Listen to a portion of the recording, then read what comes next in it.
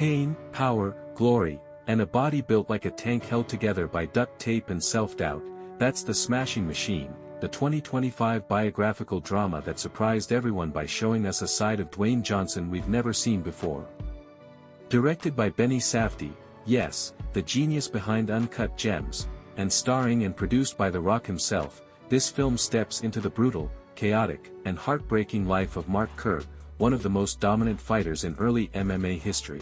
It's based on the true story, and the documentary, of the same name, following Kerr's rise to fame as a UFC champion and his painful descent into addiction, emotional chaos, and self-destruction. But this isn't just a movie about fighting, it's a movie about a man fighting himself. The story begins with the roar of the crowd, the flashing lights, and the raw electricity of a UFC fight. Mark Kerr stands victorious, muscles gleaming, his name echoing through the arena, a living, breathing machine of power and dominance. But the moment the lights fade, and the cameras turn off, we see the other Mark, the broken one. Behind the belts and the cheers lies a man addicted to painkillers, drowning in loneliness, and trapped in a toxic relationship with his girlfriend, Dawn Staples, played by Emily Blunt.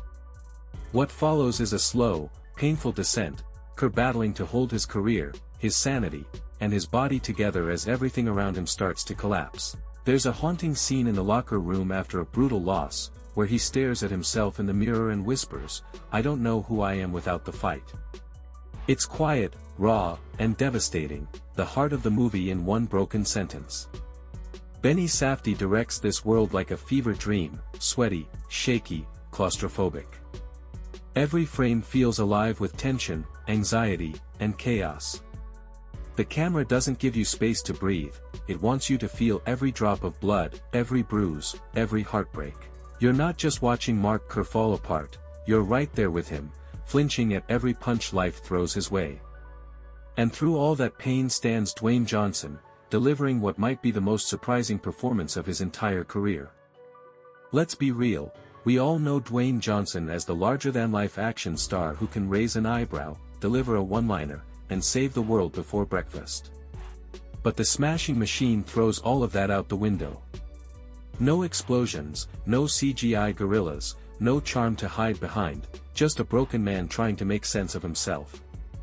And it's shockingly good. Johnson doesn't just play Mark Kerr, he becomes him.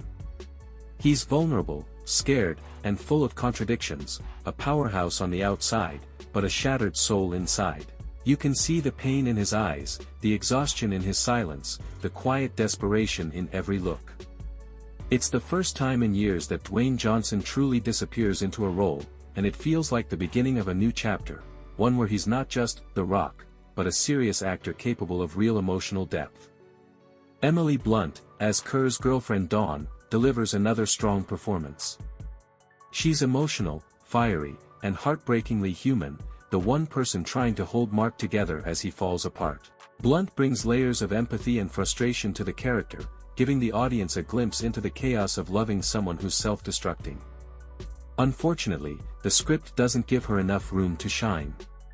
Dawn's character often feels underwritten, serving more as a mirror for Mark's pain than a fully developed person with her own story. Blunt's acting tries to fill those gaps, and she almost pulls it off, but you can't help but feel she deserved a better written part. Still, when The Smashing Machine works, it really works. Safdie brings his signature directing style, raw, restless, and intense. The energy of Uncut Gems returns here, but this time it's dripping with sweat and adrenaline. The fight scenes, though few, are visceral and brutal. You feel the impact of every blow, the bone-deep exhaustion, the pounding heartbeat before the bell rings. And between the fights, Safdie finds the quiet, uncomfortable beauty in Mark's loneliness, the moments where he's just sitting in silence, unsure who he is when the crowd isn't cheering. It's powerful filmmaking, emotional and authentic in its own gritty way, but despite its strengths, the film isn't flawless. In fact, The Smashing Machine often stumbles under the weight of its own ambition. The movie raises deep questions about fame, addiction, identity, and masculinity, but never really answers them. We see Mark pop pills, argue with his girlfriend, and spiral downward, but we never truly understand why.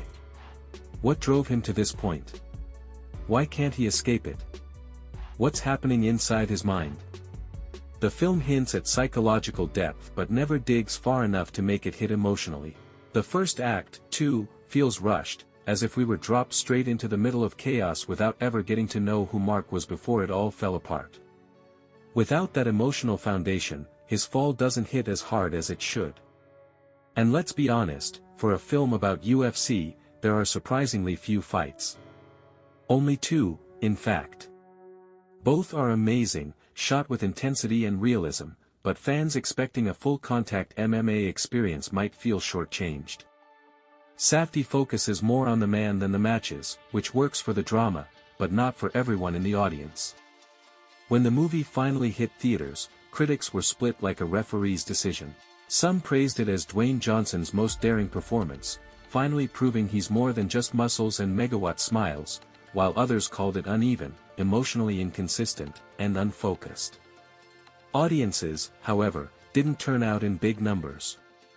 The film underperformed at the box office, which is ironic for a movie starring one of Hollywood's biggest names. But maybe that's fitting, because the smashing machine isn't about commercial success. It's about personal reinvention. In the end, The Smashing Machine is an ambitious but uneven drama, a film that tries to break The Rock free from his action hero shell. And while it doesn't quite reach the emotional knockout it aims for, it lands a solid hit. It's gritty, raw, and sometimes messy, but so is Mark Kerr's life, and that's what makes it real.